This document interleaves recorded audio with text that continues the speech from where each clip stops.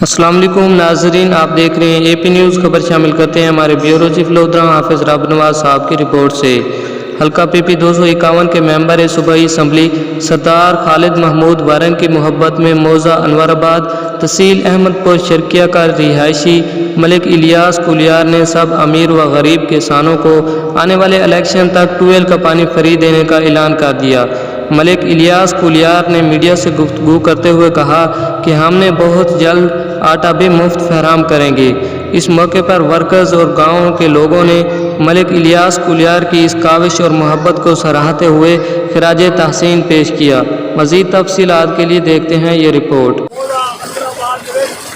ملک الیاس کولیار صاحب نے آج ایک اہم اعلان کیتے کہ پی پی 251 سردار خالد محمود وارن کے حلقے دے وچ ملک الیاس کولیار صاحب نے یہ وعدہ لوائے کہ جہاں اعلان کیتے انہیں کہ اج کے بعد ملک صاحب کے الیکشن تک پانی مفت جائے سی۔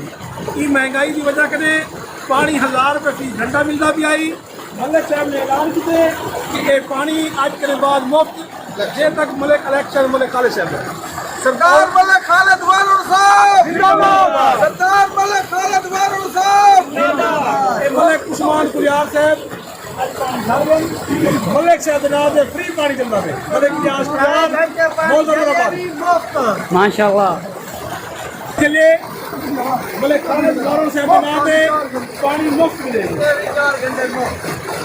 اور ملک صاحب کے الیکشن تک یہ مفت رابطہ چلنے کہ مفت پانی ملے عوام کی خدمت واسطے انشاءاللہ زندہ باد، سردار خالد وارن زندہ باد۔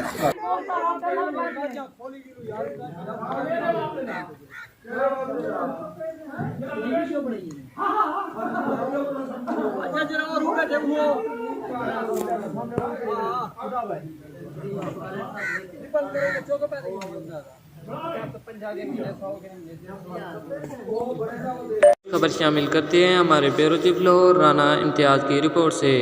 لاہور میں عوام کی زندگیوں سے کھیلنے کی کوشش کی جا رہی ہے۔ لاہور میں بڑے بڑے سامان لوہے کے گارڈر کو منی ٹرک شاہزور گاڑیوں میں لے جانے کی بجائے رشتوں میں لے کر جا رہا ہے۔